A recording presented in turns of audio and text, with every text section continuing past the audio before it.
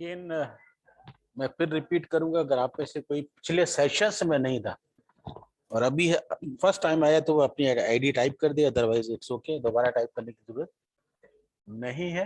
अगर आप पहले कर चुके हैं तो दोबारा जरूरत नहीं है, बट अगर कोई अभी आया है, फर्स्ट सेकंड सेशन में नहीं था, तो वो अपनी आईडी टाइप कर सकता है।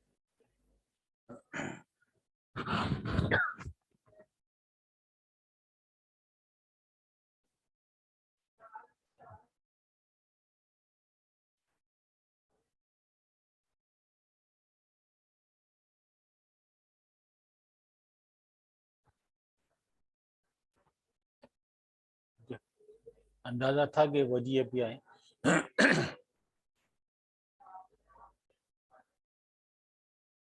ब्रेक से पहले हमने डिस्कस किया था, मैं 2-4 मिनट इंतजार कर लेता हूँ। अभी हमारे पास ओनली 15 पार्टिसिपेंट्स ने ज्वाइन किया हुआ है, 14 है सॉरी।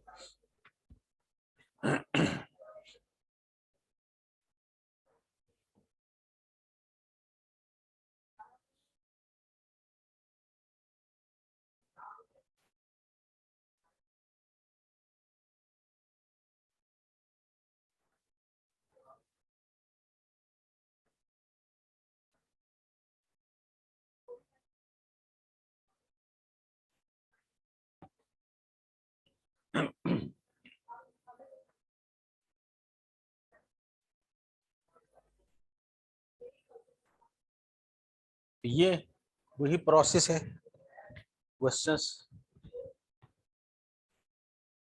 आप देख सकते हैं सॉल्व हो गए, उसी तरह से अब आगे बढ़ते हैं।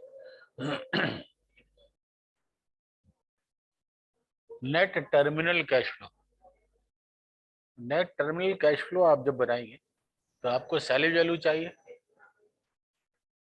And tax on salary value चाहिए, recovery of net working capital. तो जो आंसर आएगा वो टर्मिनल कैश फ्लो होगा। अगर इस पे हम जाएं, पहले हमने देखा था initial cash outflow, second is operating, और अब हम बात करते हैं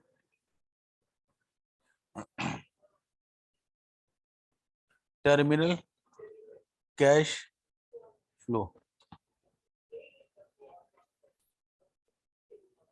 टर्मिनल कैश फ्लो में याद रखिएगा कि हमने पढ़ा था कि हमारा जो एसेट है उसकी सैलरी वैल्यू, तो एसेट की सैलरी वैल्यू को भी हमें कैश फ्लो आफ्टर टैक्स लेना है इस स्टाइल में जैसे पहले बनाया था। अगर एसेट को आप उसकी लाइफ पूरी होने के बाद सेल करते हैं तो हमें देखना होगा कि उस पर कोई गेन या लॉस हो रहा है या नहीं हो, बिल्कुल उसी तरह जैसे आपने initially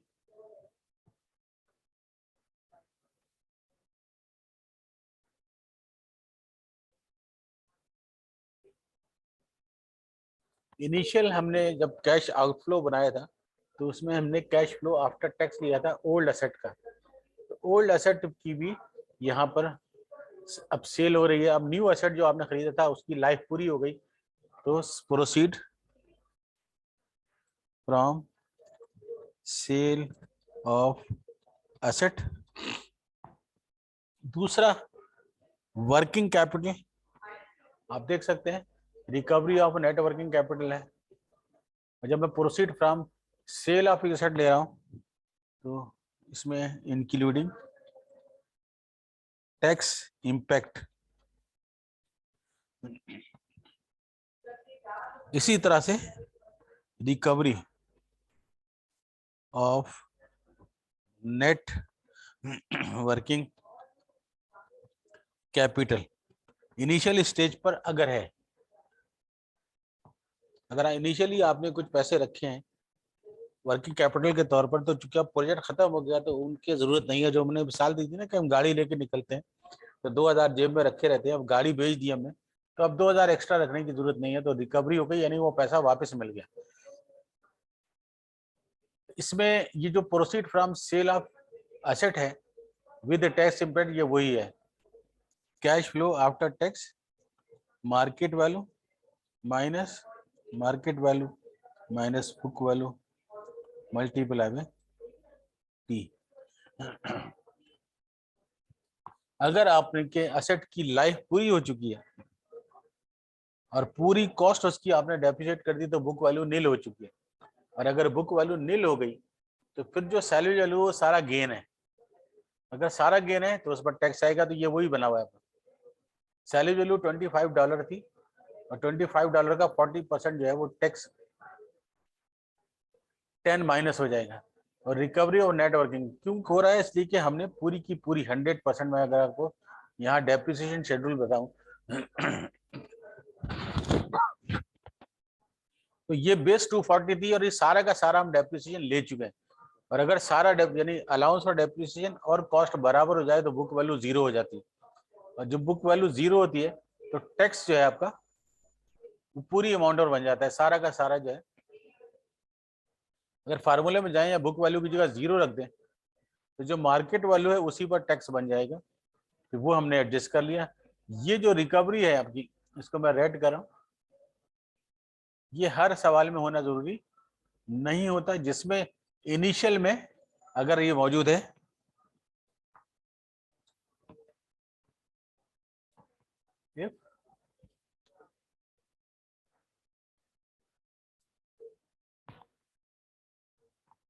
available in initial cash flow. अगर इनिशियल में रखा था तो अब ये माइनस होगा, प्लस होगा। अगर इनिशियल में नहीं था तो यहाँ भी नहीं होगा। तो ये याद रखना है आपने। what if you terminate a project before the asset is fully depreciated? इस पर हम बाद में बात करेंगे।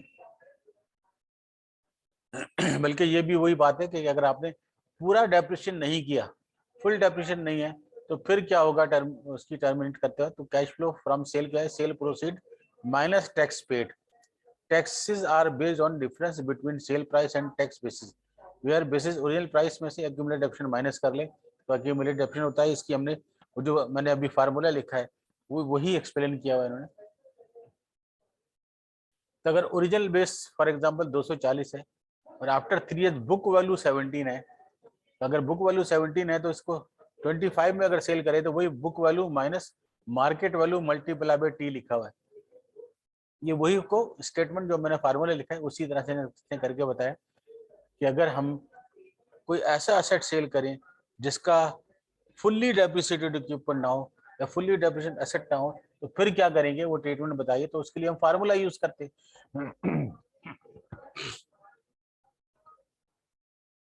अब ये जो कैश फ्लो था इसको टाइम लाइन पे फिट कर दिया उन्होंने। 260 इनिशियल कैश आउटफ्लो है, 107 पहले साल का, 118 दूसरे साल का, 89 तीसरे साल का, 117 पूरे साल का। तो जो कैपिटल बजटिंग में आप काम करते हैं ये वो वाली लाइन बन गई। आगे अब आप कैलकुलेट करते जाइए IRR, NPV, payback period, discounted payback period, etcetera etcetera. हम वापस क्वेश्चंस की तरफ जाते हैं।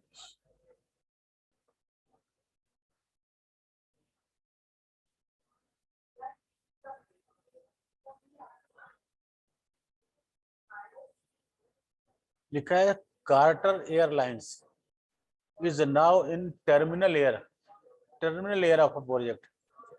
The equipment originally cost 20 million, 20 million का खरीदा था, of which 80% has been depreciated। 20 million का 80% depreciate हो गया तो 20% बाकी है। Carter can sell the used equipment today to another airline for 5 million and its tax is 40%. What is the equipment after tax net salvage value? तो again net salary value यानी cash flow after tax चाहिए। 20 million, 5 million, 80%। ये वाला formula है। इस फार्मूले से को सॉल्व करने से पहले उसकी आपके पास कॉस्ट मौजूद है 20 million and minus accumulated depreciation 80% of 20 million, क्योंकि 80% डेप्रिसिएशन हो चुका है। लेस लिख देता हूँ।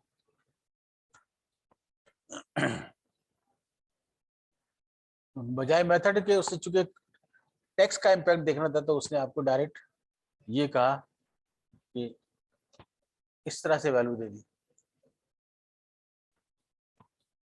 ये आ गई आपकी बुक वैल्यू। अब इसकी जो सेल वैल्यू है, सेल वैल्यू 5 मिलियन है। टैक्स का rate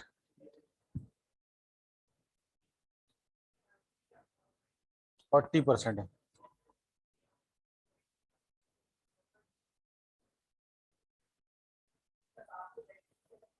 cash flow after tax कितना होगा? तो अगेन वही काम करेंगे, market value minus book value multiply by T. ये आपका कैश फ्लो आफ्टर टैक्स आ गया, terminal cash flow after tax. आप इसे फार्मूले के फॉर्म में करें या इस फॉर्म में करें, दोनों का आंसर सेम होगा। इट डिपेंड्स कि क्वेश्चन की रिक्वायरमेंट किस तरह से चल रही है।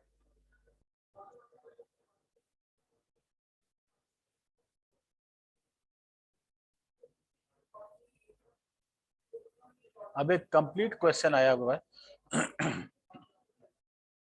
you have been asked by the president of Moon Construction Company to evaluate the proposed acquisition of a new earth mover. The mover basic price is 50,000 and it would cost another 10,000 to modify it for special use. Assume that the depreciation rate for year 1, 2 and 3, 33%, 45% and 15% respectively. It would be sold after 3 years, 20,000, and it would require an increase in net working capital. Spare parts inventory चाहिए 2,000 की. The earth mover would have no effect on revenues. Revenues में कोई change नहीं आएगी, but it is expected to save the firm 20,000 per year in before tax operating cost, mainly labor. 20,000 की cost जो है हम बचा लेंगे, यानी आपकी रेवेन्यूज में तो इजाफा नहीं हो रहा, 20,000 का अगर कॉस्ट को बचा ले तो 20,000 का प्रॉफिट हो जाएगा। The firm's marginal federal plus taxes is 40%. Number 1 है, what is the net cost of earth mover? That is, what are the year 0 cash flow? What are the operating cash flow for year 1, 2 and 3? And what are the additional non-operating cash flow in year 3? And if the project cost of capital is 10%, should the earth mover be purchased? तो सबसे पहले ए करना है, सबसे पहले A part करेंगे, initial cash outflow.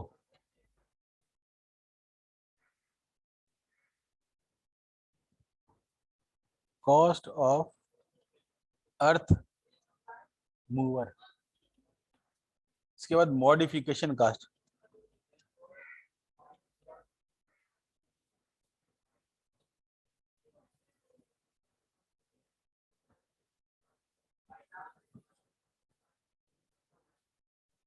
And मुझे चाहिए नेट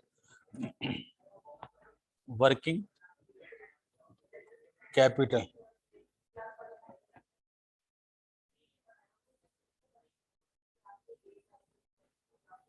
अब देखिए 50,000, 10,000 एंड 2,000, 50,000, 10,000 दोनों को ऐड कर लेंगे,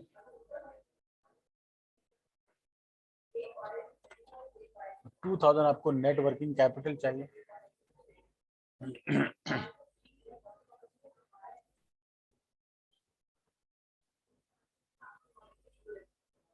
62,000 बन गया ए requirement. Initial cash outflow,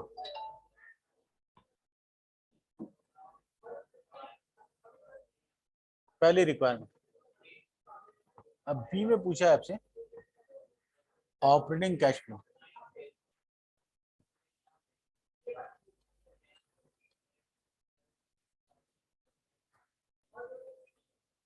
operating cash flow में आपके पास 4 साल है, ईयर 1 के रेट ऑफ डेप्रिसिएशन अलग अलग है, 2, 3 एंड 4। इस तरह से आपको बनाना होगा। कॉस्ट सेविंग, कॉस्ट सेविंग यहाँ रेवेन्यू ट्रीट हो रही है। कॉस्ट सेविंग अगर रेवेन्यूज बताता कि रेवेन्यूज 50,000 से बढ़ रही है, कॉस्ट 30,000 से बढ़ रही है, तो फिर हम उसी तरह लिखते हैं revenues minus cost minus depreciation. अब हमारे पास सिर्फ कॉस्ट की सेविंग है और वो है 20,000। 20,000 कॉस्ट की सेविंग है हर साल।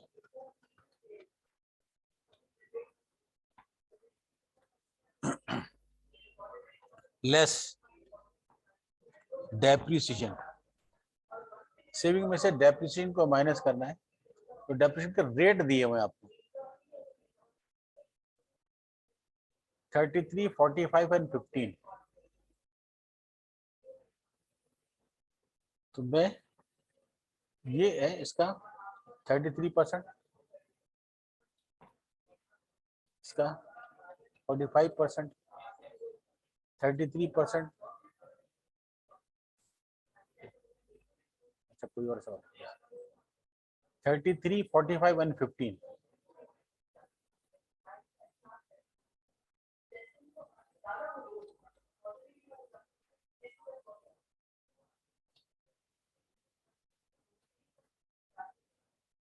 तीन साल का प्रोजेक्ट है, यानी 4 गलत लिख दिए। फिर पढ़ लेते हैं। It would be depreciated modify के बाद डेप्रिसिएशन ईयर 1 का 2 का 3 साल का रेट दिया हुआ है और ये बेच आ जाएगा 3 साल के बाद। ठीक है जी। और यहाँ भी हमने बनाना है कैश फ्लो 1, 2, 3। तो मैंने गलती से लिख दिया। अब ये जो डेप्रिसिएशन मैंने यहाँ कैलकुलेट किया है,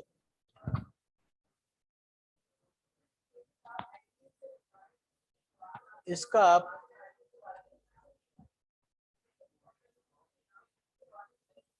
वर्किंग बना सकते हैं डेप्रिसिएशन की। इस डेप्रिसिएशन की वो यहाँ ले लेते हैं, अलग से आप शो कर सकते हैं। वर्किंग करनी होगी जब ज्यादा डाटा दिया होता है। Year dash 1, year dash 2, year dash 3, इस तरह से हम लिखेंगे। और इसमें हम ये तो ईयर आ गए आपके, कॉस्ट रेट डेप्रिसिएशन एक्सपेंस और एक्यूमुलेटेड डेप्रिसिएशन, सबकी मुझे जरूरत पड़ेगी। तो इसकी वर्किंग करना बेटर होती है। कॉस्ट तो आपकी आपने कैलकुलेट की हुई है 60,000 रुपये, 60,000।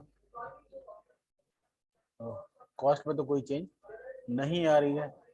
रेट अलग अलग थे। पहला रेट था 33%,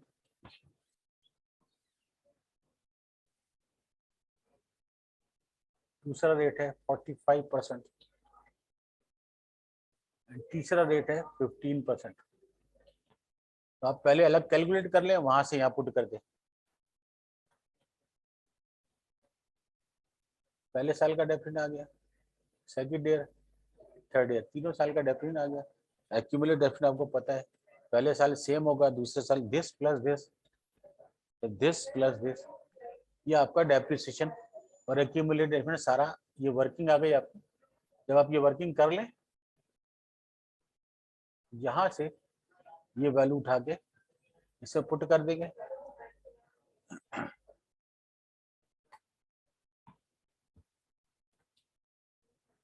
मैं एक्सेल को एज अ कैलकुलेटर यूज कर रहा हूँ, याद रखिएगा। ये आपके आंसर आ गए। नेट ऑपरेटिंग इनकम या लॉस, NOI लेस टैक्स है हमारा 40% टैक्स।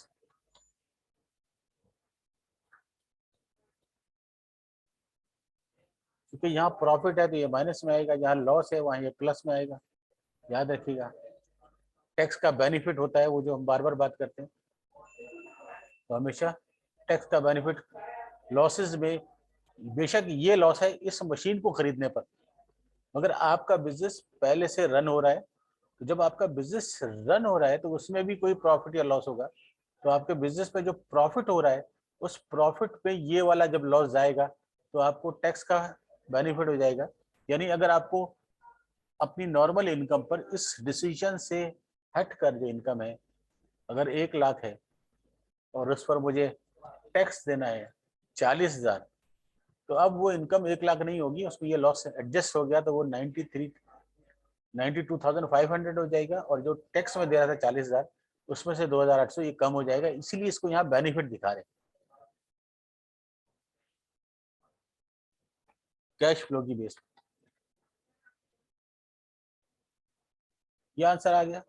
इसमें ऐड करते हैं हम वापस डेप्रिसिएशन को। जो डेप्रिसिएशन है, मैं एक्सेल नहीं पढ़ा रहा हूँ, मैं एक्सेल से कैलकुलेटर वाला काम ले रहा हूँ, बार बार रिपीट कर रहा हूँ क्योंकि हमारे पास बोर्ड नहीं है। डेप्रिसिएशन इसमें ऐड हो जाएगा 3 साल का।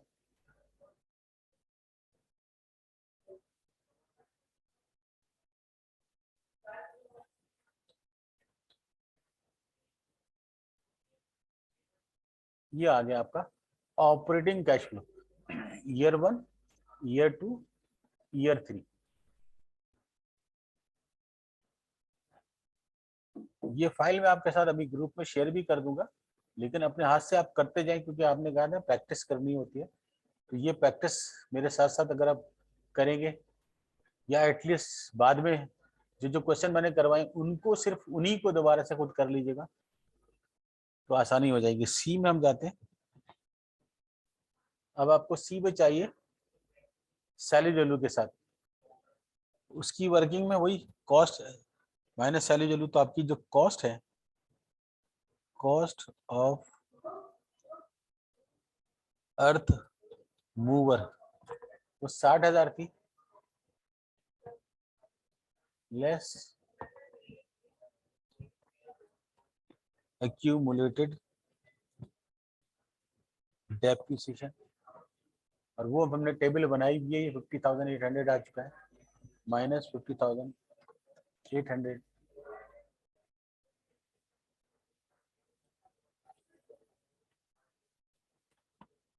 $9,200 इज योर बुक वैल्यू। अब इसे कितने का सेल किया हमने वो हम देख लेते हैं।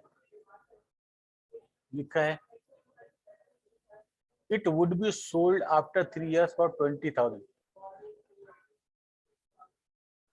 It would be sold after 3 years for 20,000। 20,000 में सेल करें। सेल वैल्यू 20,000 है।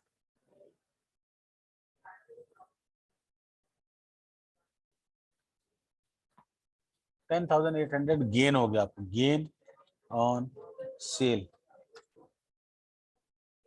अब आप बनाएंगे terminal cash flow. Presentation different हो सकती है, जरूरी नहीं कि इसी तरह से हो।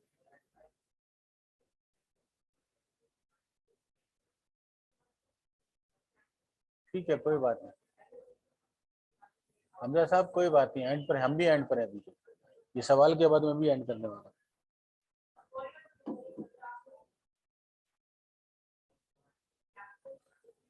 टर्मिनल कैश फ्लो में प्रोसीड सेल प्राइस लेंगे,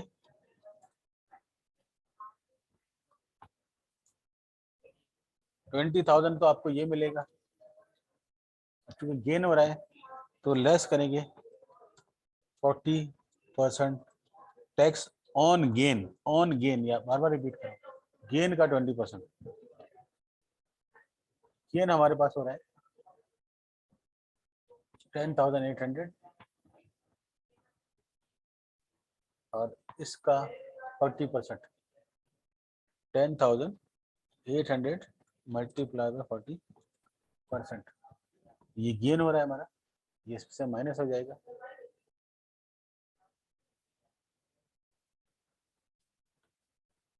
ये आंसर आ गया, और इसमें फिर ले लेंगे हम नेट। फिर दिखा दूं यहां पर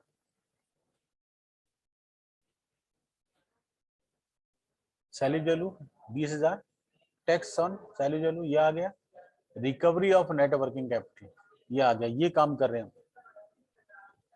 ऐसा क्यों कर रहे हैं? क्योंकि जो हमने इनिशियल बनाया था इसमें वो नेट वर्किंग कैपिटल मौजूद है, तो अगर यहाँ नहीं होता तो नीचे भी नहीं होता।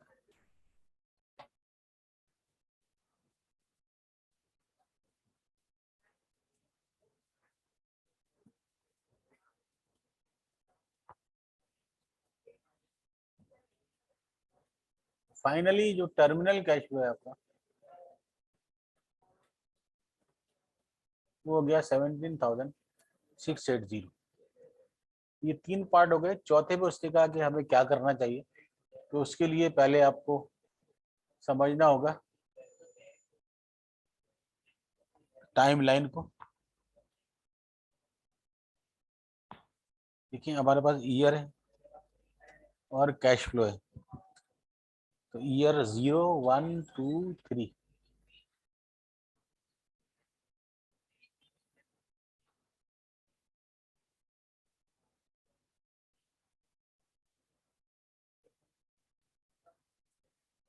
इनिशियली आपका ईयर 0 पर हम रखेंगे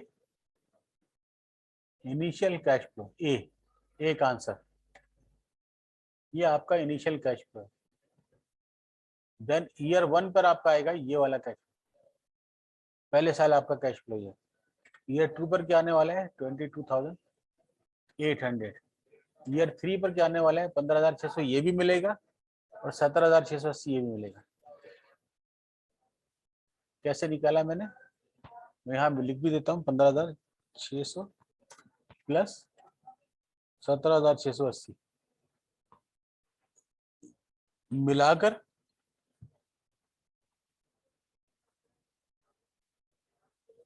33,280। ये आपकी टाइमलाइन बन गई।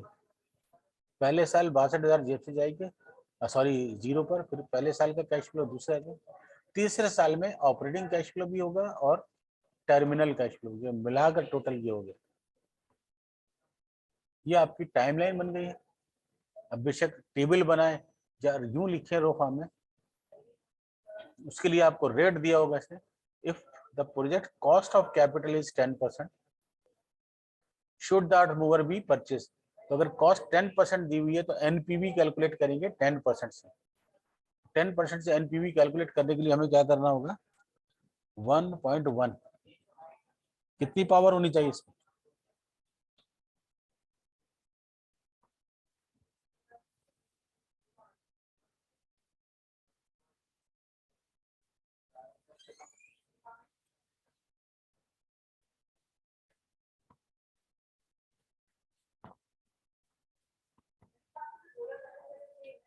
1.1 की पावर 0, 1.1 की पावर -1 -2 -3, और इसका आंसर इससे मल्टीप्लाई कर ये आ जाएगा present values this multiply by 1.1 power -0, ये आंसर 62,000 ही आ गया। बस ये एंड भी होने वाला है, क्वेश्चन भी कंप्लीट होने वाला है। यही काम हम करेंगे 1.1 की पावर -1 को इससे मल्टीप्लाई करेंगे, ये आंसर आएगा। इसको इससे मल्टीप्लाई करेंगे, ये आंसर आएगा। इसको इससे मल्टीप्लाई करेंगे, ये आंसर आएगा। और फिर इस पूरे कैश फ्लो को हमने क्या करना है टोटल कर लेना है। जो टोटल आया ये माइनस में आ गया। It is called NPV, net present value. क्या करें, should the earth mover be purchased, yes और no?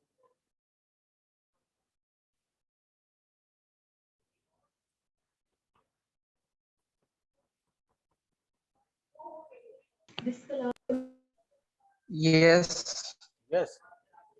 Yes sir. Sir I think no, NPV negative है तो हम नहीं लेंगे। बिल्कुल, very good. Since yes sir, NPV negative है। एनपीवी इज लेस देन, या NPV is negative, the earth mover should not be purchased।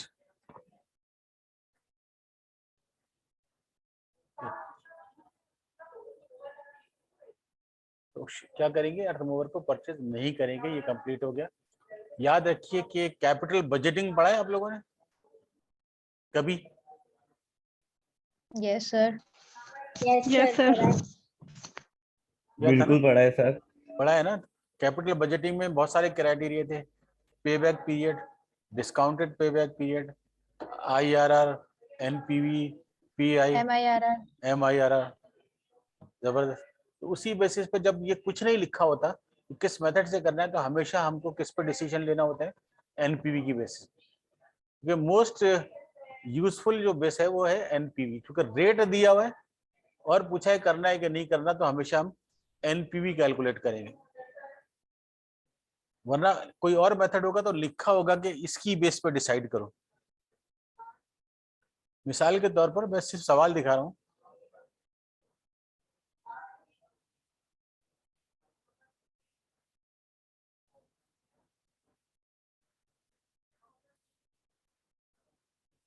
ये क्वेश्चन है, इसमें लिखा है उसने payback period, RRR, required NPV, तो जहां लिखा हुआ है वहां हम करेंगे। अब सिर्फ ये उसी टाइप के सवाल हैं, यानी ये अगला स्टेज है, कैपिटल बजटिंग वाला है। तो कैपिटल बजटिंग से पहले आपको initial operating and terminal cash flows बनाने हैं। ये पूरे पैराग्राफ में ये आएगा, ये जाएगा। तो सबसे पहले आपको पुराने का पे निकालना है, प्रेजेंट वैल्यू, फिर इनिशियल कैश आउटफ्लो बनाना है, फिर operating cash flow, incremental change in annual cash flow, operating cash flow बनाना है, उसके बाद इवैल्यूएट करना है। तो उससे पहले का हमने सीखा, ये कैपिटल बजटिंग वाले चैप्टर में कैश फ्लो बनाना नहीं सीखा था हमने, ये आज हमने सीखा है। तो अभी फिलहाल इन स्टेप पे ये जो क्वेश्चन नंबर 4-5 है, ये देखें, रेट ऑफ डेप्रिसिएशन दिया हुआ है, यहाँ भी उन्होंने उसी तरह से किया है, कास्ट ऑफ कैपिटल भी दिया हुआ है, असेट खरीदा है। मैं पढ़ रहा हूँ उसको, जब तक टाइम है 6 मिनट है। IBM wants to manufacture a mobile that would take the market by storm. It would cost 23 million. ये कॉस्ट आ गई। To buy the equipment necessary to manufacture that tablet and building costing 7 million. इन्हें आपको building भी खरीदनी है और equipment भी खरीदना है बनाने के लिए। 23 का इक्विपमेंट खरीदना है और 7 मिलियन की बिल्डिंग खरीदनी है। तो अब जरूरी नहीं था कि हम एक ही असेट खरीदते हैं, हम 2 असेट खरीद रहे हैं तो दोनों इनिशियल कैश आउटफ्लो में आ जाएंगे।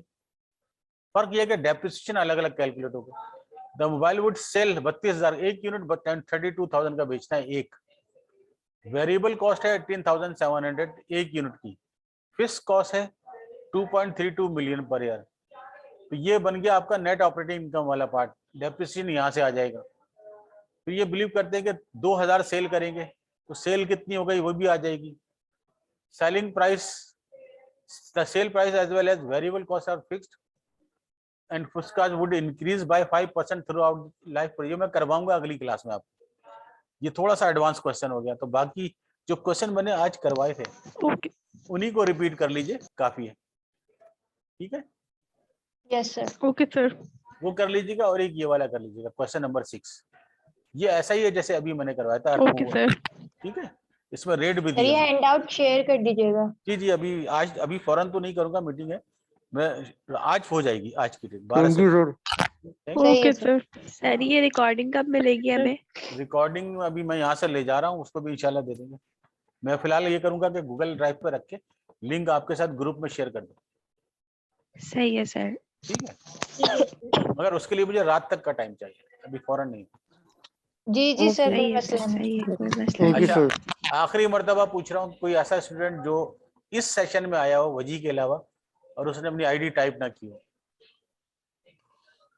जो एक दफा भी पहले कर चुके हैं उन्हें जरूरत नहीं है, वो हमारे रिकॉर्ड पे आ गई है। लेकिन कोई अभी आया है तो वो टाइप करते हैं, ऐसा कोई नहीं है। ओके, स्टॉप शेयर, एंड कर रहा हूँ। अल्लाह हाफिज।